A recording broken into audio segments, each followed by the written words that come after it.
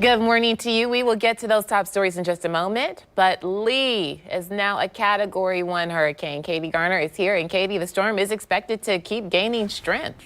That's exactly right. All right, Katie, thank you. Developing this morning, we're working to learn more about an FBI raid at the Duval Teachers United building in San Marco. The Bureau tells News4JAX it served a search warrant at the office yesterday, but it could not say what the investigation is about. We reached out to the president of Duval Teachers United for more information. We'll bring you an update as soon as we learn more.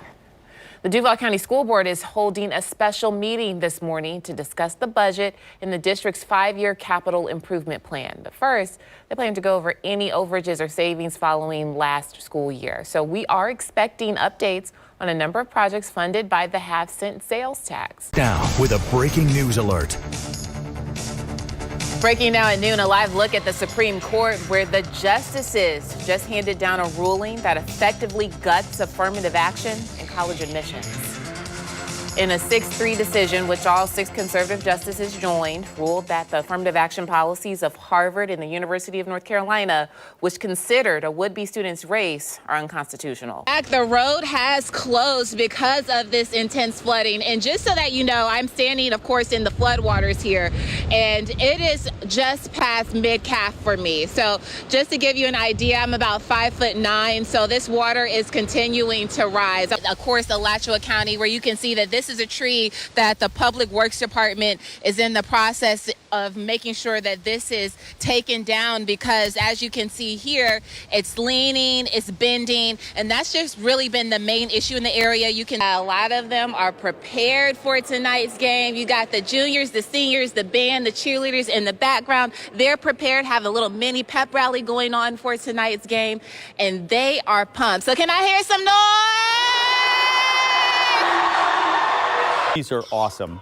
Of course, you know, my expertise with the they look real on that screen. Ooh. We're going to bring Paxton back out here. He is the son of our rock star producer, Michaela. Hi, Paxton. Wave to everybody. Hi. So he's going to help me do traffic. So this is a crash here at 95 South in Acosta Bridge. This is bad, right, Paxton?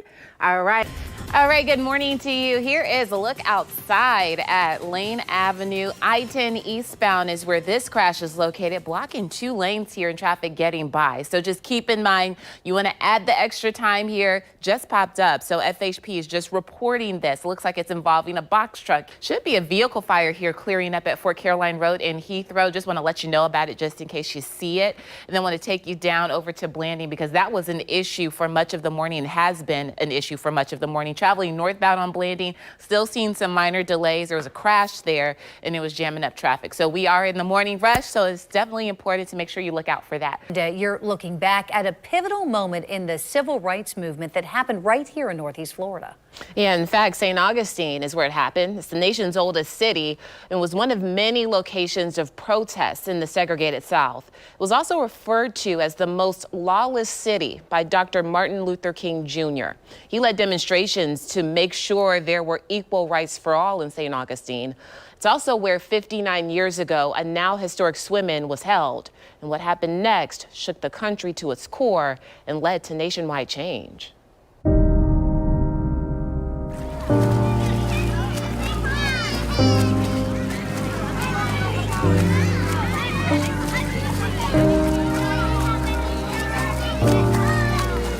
This 1964 picture of black and white swimmers holding a swim-in, integrating a pool in St. Augustine on a hot June day is a piercing memory of an ugly moment in time. Monson Motor Lodge owner James Brock was so enraged, he grabbed a bottle of acid and threw it into the pool. J.T. Johnson vividly remembers being in the water. Finally, that didn't get us out of the pool. But eventually, the sheriffs, 2 or 3 of them started jumping in to drag us out. They did. Johnson and other protesters were later arrested. They beat us up pretty bad down there. We'd never been in a situation like that. A week before, Dr. Martin Luther King Jr. was in their shoes. King had been arrested about 16 times previously in other southern states in integration demonstrations. Dr. King was arrested and jailed in front of the steps of the same motel, attempting to eat a meal. That inspired the now historic swim-in. people said, well, you know, the Monson Motel, which had been the focal point for these demonstrations, it has this small swimming pool. Why don't we have a swim in there? Historian David Nolan spends his time sharing the stories of activists who endured the demonstrations.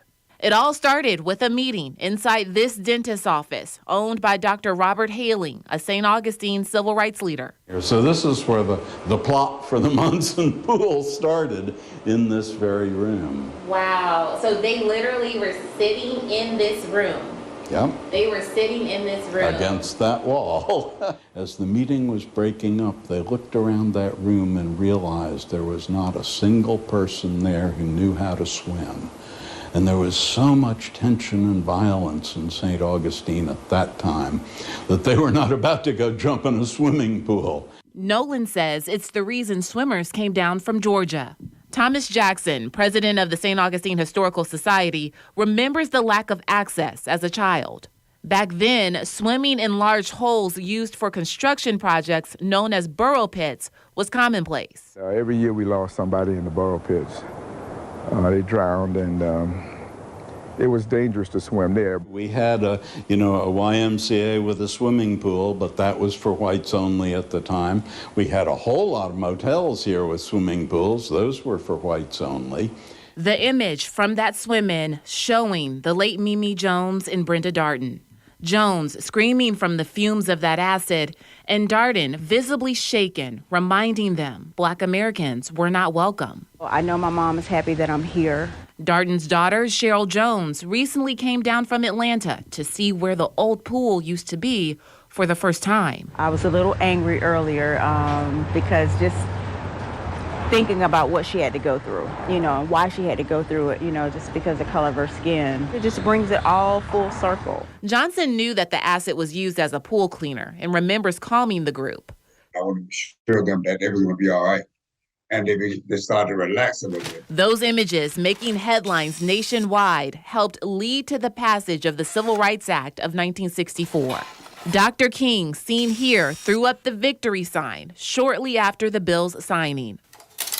This development is merely the first step in a long journey toward freedom and justice in St. Augustine. Nearly 60 years later, a Hilton now sits in place of the Monson, a place Johnson still visits occasionally. I go down there. I would swim in that pool, but I go down there sometimes.